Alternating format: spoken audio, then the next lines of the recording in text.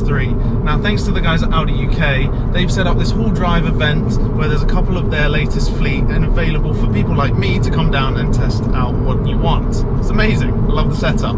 But I'm really excited to bring this video to you because if you remember at the beginning of the year, I actually drove the A45 AMG S and was completely blown away by what that car offers, considering it is still labelled a hot hatch.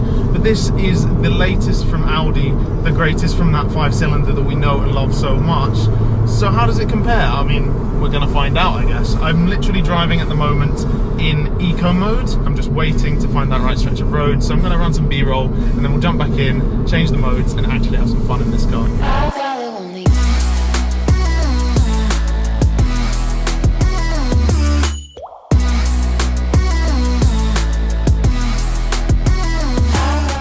So, a few hundred meters down the road and you can tell it's still very calm in here. I'm still in efficiency mode. If I go into the drive selects here, you've got efficiency, comfort, auto and dynamic. Dynamic is individual or performance. Basically you can tailor it to yourself or have it just full attack mode. I'm going to go into performance and then if I downshift, you can hear the revs have spiked already even without me downshifting. The valves have opened.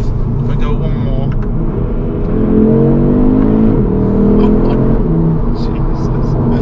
it's so quick.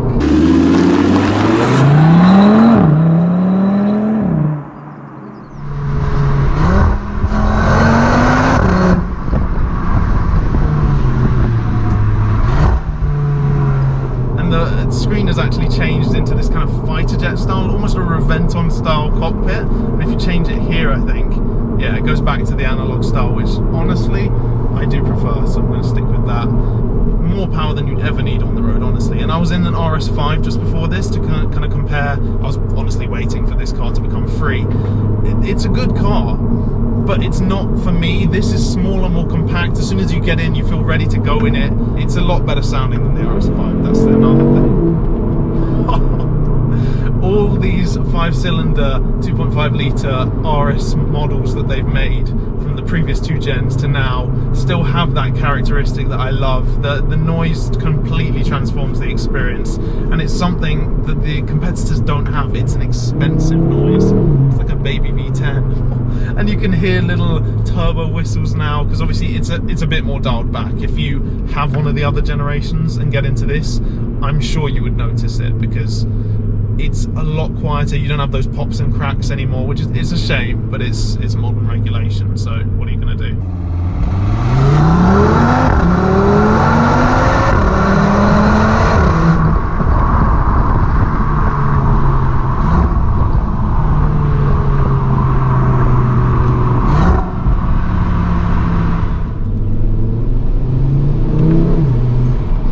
Oh, that turbo noise. I don't know if it's picking it up, but I've not really been driving with the windows down.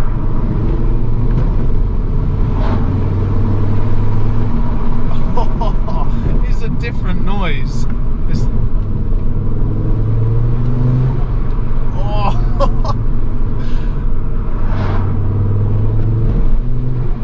I honestly think I am enjoying myself a little more in this than the A45.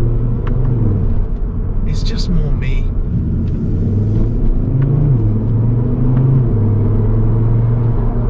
Yeah, it just pulls. I mean, the figures from the previous car have not changed too much. It's about just under 400 horsepower for the car itself. And then the torque figures have upped slightly. I think it's about between 10 and 20 foot-pounds of torque extra. Oh, that's such an iconic noise.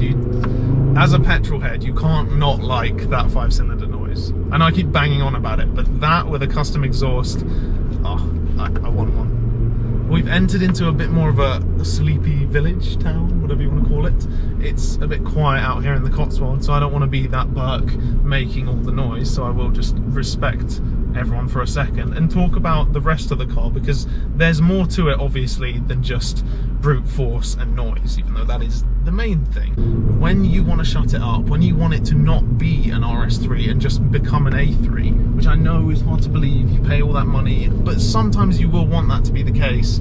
It does. It's so compliant in terms of on the bumps you can tune back that suspension. It's no longer as stiff, whereas the A45 is just ready to go all the time. And then in terms of the sound, you can shut that up, as we've already seen, from efficiency mode.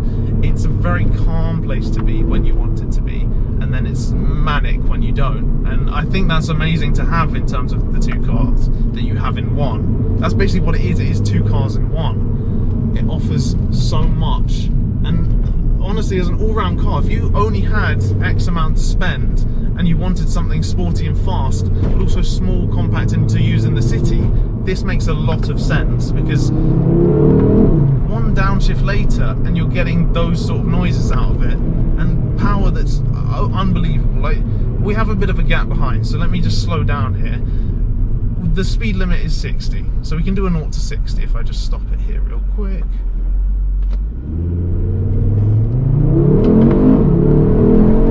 That's 60. That just gives you an idea of how ridiculous this car is. I love it.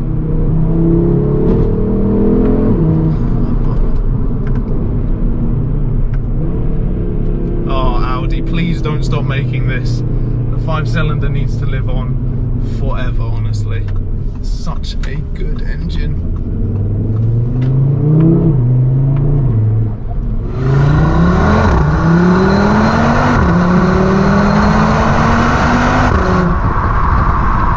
If I'm going to round up and compare this to my experience in the A45, they're very different cars, and honestly I wouldn't want to be the one giving you advice if you were in the market for one, because they're so different. They have a lot of characteristics that deliver the same in terms of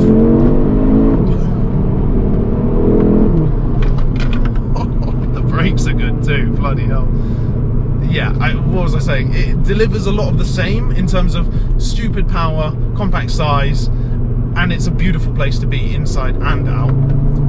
But this one's just a different character. You buy this car if you want that expensive tone, if you want to feel like you're not in a hot hatch, if that makes sense. If you're just in an expensive Audi, a baby V10 if you want. It's that car. So I would just suggest driving both and making a decision. I know that's so obvious, but trust me, with these cars, if you want a car that's all go, A45 is for you. But if you want this noise, and then if you want the flexibility of the two kind of modes, then this might be for you. So there's a lot in it that you'd have to just see firsthand, because yes, they're rivals, and on paper it's all good and well doing a drag race or talking numbers, but none of that's actually real world advice, and none of it's useful. And me powering up and down making noise is also not useful. All I will say is both of these cars are very special, and so if you've managed to get one of them, well done, you're going to enjoy it. I think I'm going to end it there because there's not much more to say. I'm going to finish up and enjoy the last few miles with the RS3. Hopefully not the last time in this car, but for now. Audi, can I have a bit longer with it, please? Yeah, thank you guys for watching. I hope you enjoyed a brief insight into what it's like. Leave a like, leave a comment, and I'll see you in more content to come. More actually to come from this event as well, because obviously there's the other cars, so I'll be creating more. Stay tuned. Thanks for watching, guys. Yeah, I'm watching the rise, and I wouldn't say I'm shocked, cause I'm hardly surprised. This one's for the ride, this one's for who knew I'd make it, just needed some time. This one's for my wife, could've left 1,000 times just to by my side. This one's for the grind, I knew it would happen, just had the strength in my mind.